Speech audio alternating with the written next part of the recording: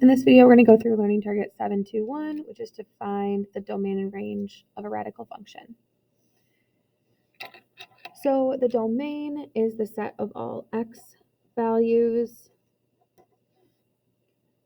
for which our function is true, and our range is the set of all y values.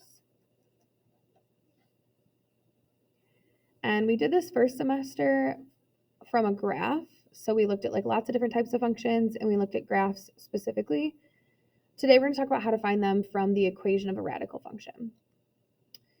So if our radical function is odd, meaning that the index is an odd number, our lives are pretty easy. The domain and range is pretty simple. If n is odd, our domain and range is from negative infinity to infinity or all real numbers. If it's even, that's where we're going to have to do a little bit of work. So for even functions, we are going to set the expression under our radical greater than or equal to 0 and simplify. So you take whatever's underneath that radical symbol, you set it into an equation greater than or equal to 0, and you simplify. Just be careful to flip the sign if we multiply or divide by a negative.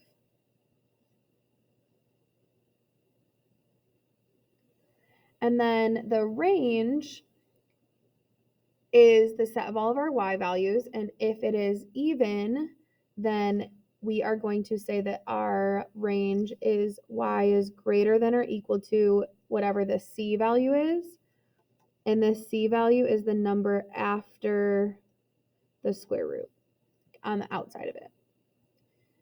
So if that number out here, it says like plus 5, it would be y is greater than or equal to 5. If there's nothing there, it's 0. The other thing we have to worry about is if there's a negative out front, we need to flip our sign. So instead of greater than, it's y is less than or equal to c. Pause the video if you need to see any of this, but I'm going to move down. When you are looking at domain and range, it might be helpful to graph it. You can graph by hand if you want by finding the domain and then using a table to graph. However, you can also use Desmos to be able to graph, and you can see how to do that with these functions. Now let's look at our example. We're going to find the domain and range of our function. So the first thing that I recommend you do is you look to see if you have any odd functions. Odd functions have a domain and range of all real numbers, so I can do that pretty quickly. This one is even because if there's no index, that means it's a 2. That's the default. And this one is odd. So that means my domain and my range are all real numbers. So no simplifying, you don't need to worry about anything. Just if it's odd, it's all real numbers. Now for even ones, this is where you're going to have to do a little bit of calculation. So domain is always inside the radical, and the range is always the stuff on the outside.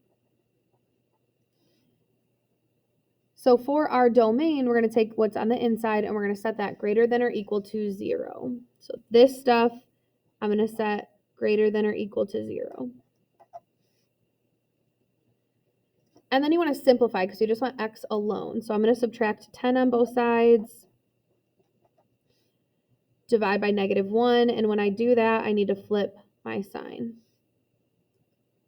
So this is the inequality that will tell me that my domain needs to be less than or equal to 10. All I need to then do is write it in proper notation. So remember, for set notation, we have our bracket, we have x such that x is less than or equal to 10, and your brackets. And that's it for domain. So you take what's inside the radical, set it greater than or equal to 0, solve, and put that in set notation. Now the range is what's on the outside. So our range is our y value. So I'm going to have y such that. And the first thing I look to see is if I have a negative out in front, because that will tell me that instead of a greater than, I need a less than. There is no negative in front on the outside, so I'm going to stick with a greater than symbol. And then whatever my C value is the number that I put here. And that's my range. So I would like you to pause it, go ahead and flip and do the practice problem, and then push play when you are ready to see the answers.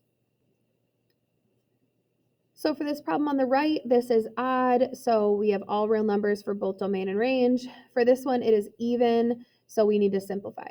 For my domain, the only thing underneath the radical is x, so I would just set up the inequality x is greater than or equal to 0, and there's nothing to simplify. So that's my domain. Then for my range, I have a negative out front, so I need to flip to a less than symbol, and I pull that -3 down. And there you go. I hope this helps with domain and range. And remember, you can always graph them in Desmos to be able to check your work.